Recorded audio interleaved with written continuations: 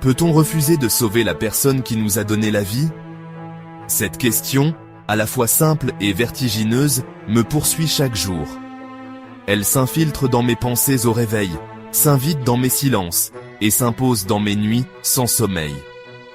C'est une question qui ne laisse aucun répit, qui ronge doucement, comme une vague qui revient inlassablement heurter la même rive. Cette question me hante. Elle est devenue le fil conducteur de mon existence, la toile de fond de chaque décision, de chaque relation. J'ai fait un choix qui a défini chacun de mes jours depuis. J'ai refusé de donner mon rein à ma mère. Ce n'était pas un geste de colère, ni un acte de vengeance. C'était un refus dicté par la peur, par l'incertitude, par la conscience aiguë de mes propres limites. Le monde aime les histoires de sacrifice, mais la mienne est une histoire de refus, une limite tracée là où la plupart n'en voient aucune.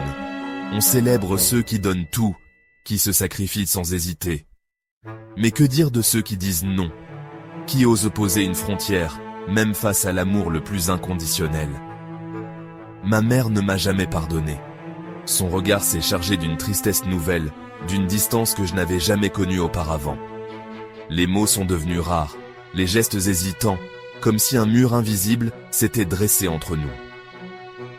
Le poids de cette décision est une présence constante, une fracture dans notre famille. Les repas partagés sont devenus silencieux, les souvenirs communs teintés d'amertume.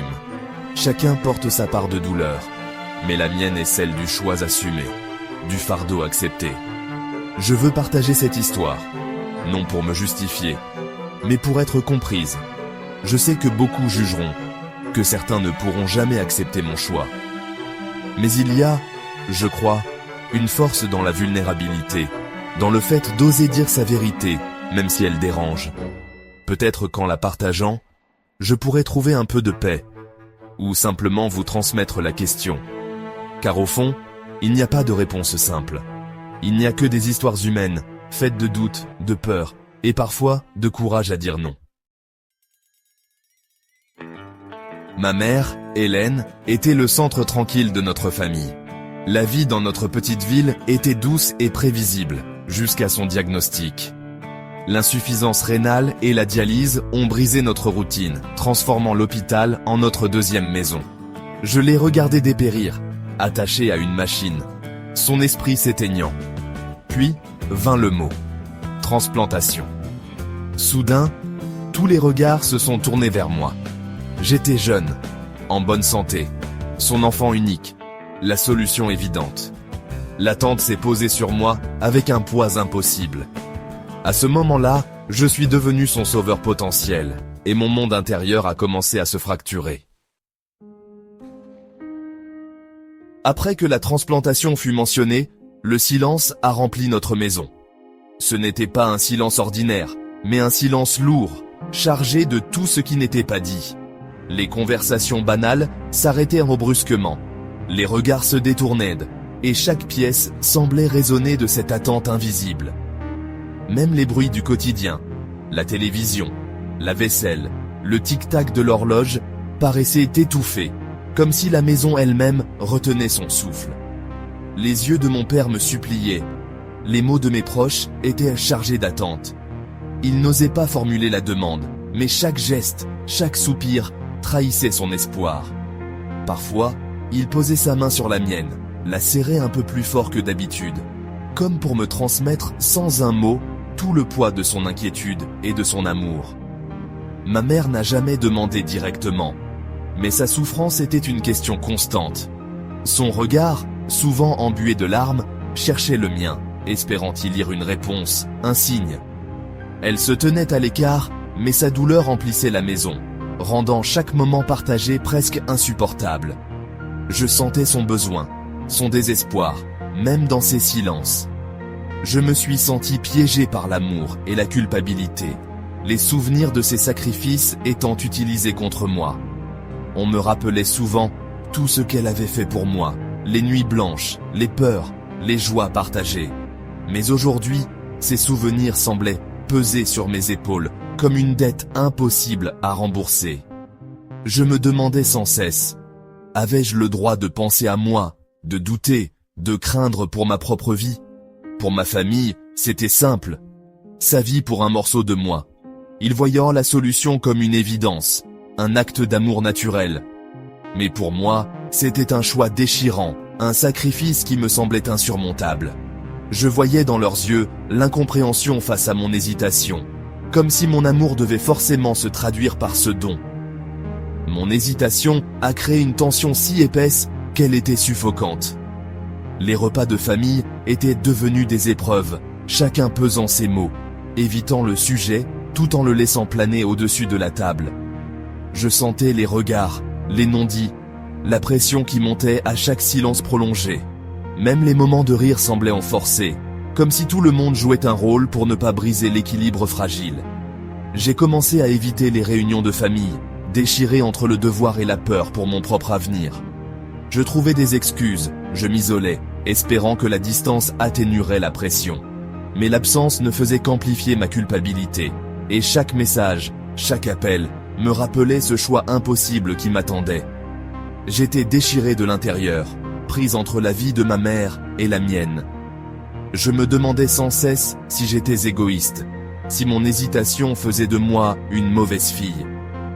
Mais au fond, je savais que ce choix allait bien au-delà de l'amour. Il touchait à mon identité, à mes peurs les plus profondes, à la question de ce que je pouvais vraiment donner sans me perdre moi-même. Le jour des tests de compatibilité, l'hôpital semblait interminable et froid. J'étais seul, marchant vers un test qui pourrait déchirer ma famille.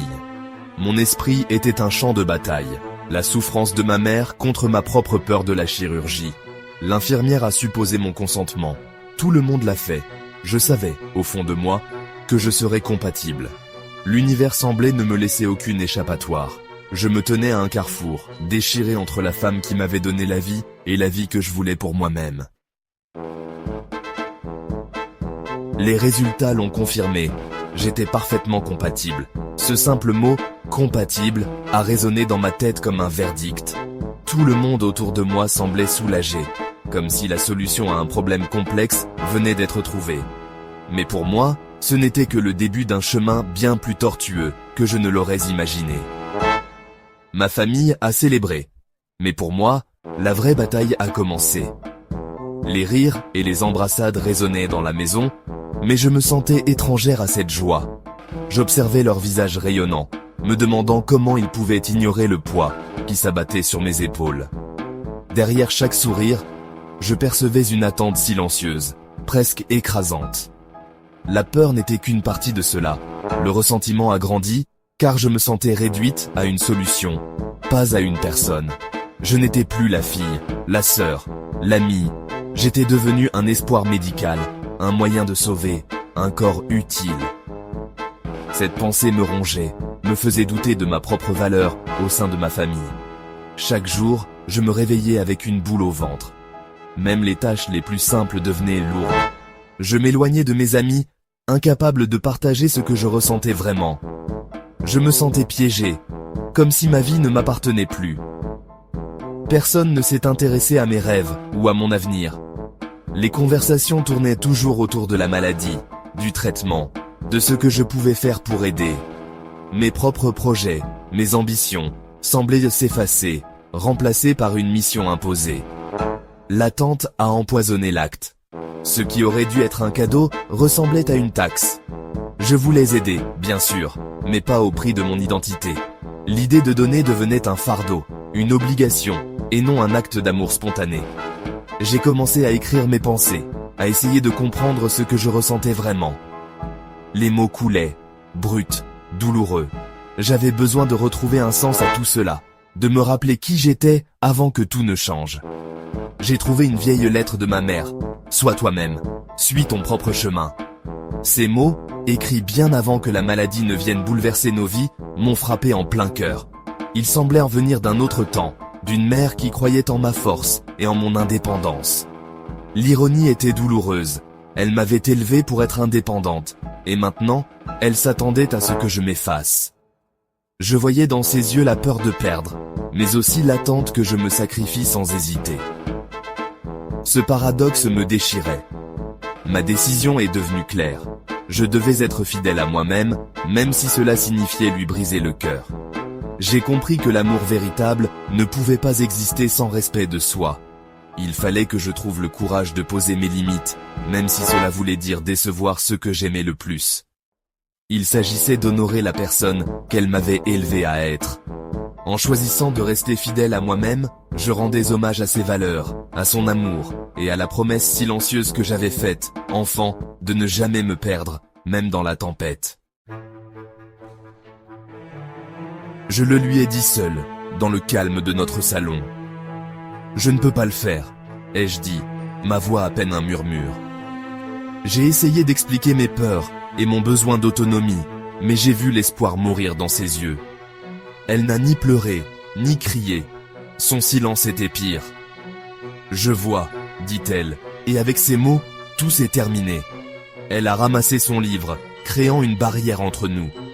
Si tel est ton choix, alors il n'y a plus rien à dire. Je suis resté seul, sachant que j'avais brisé notre monde.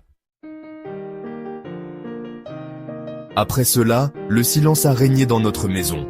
Ma mère ne voulait ni me parler ni me regarder. Je suis devenu un fantôme. Mon père a essayé de faire la médiation, mais le fossé était trop grand. La famille m'a renié, j'étais la méchante de leur histoire. Finalement, ma mère a reçu un rein d'un donneur décédé. Sa santé s'est améliorée, mais le pardon n'est jamais venu. Le nouveau rein a sauvé son corps, mais pas notre relation. Je suis parti de la maison, emportant ma liberté et ma perte avec moi. Des années ont passé. Le silence entre nous demeure.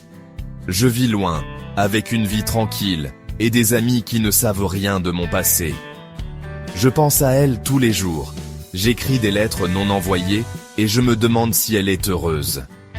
Le pardon ne peut être exigé. Elle a choisi de ne pas le donner. Parfois, la culpabilité me submerge, mais les jours plus clairs, j'accepte mon choix. Je crois au droit de choisir pour son propre corps, même à grands frais. Ma vie est marquée par la perte, mais elle est la mienne. La route de la solitude est longue, mais je continue de la parcourir. Voici mon histoire, désordonnée, humaine, inachevée. J'ai choisi l'autonomie plutôt que le sacrifice, la solitude plutôt que l'héroïsme forcé. Était-ce juste? Je ne sais toujours pas. Le pardon est complexe. Parfois, la personne la plus difficile à pardonner est soi-même. J'ai essayé de la comprendre et de me pardonner. La vie n'est pas simple. Nous naviguons tous dans un brouillard de loyauté et de peur. J'ai porté cette histoire seule pendant des années. Maintenant, je vous la confie. À vous de juger.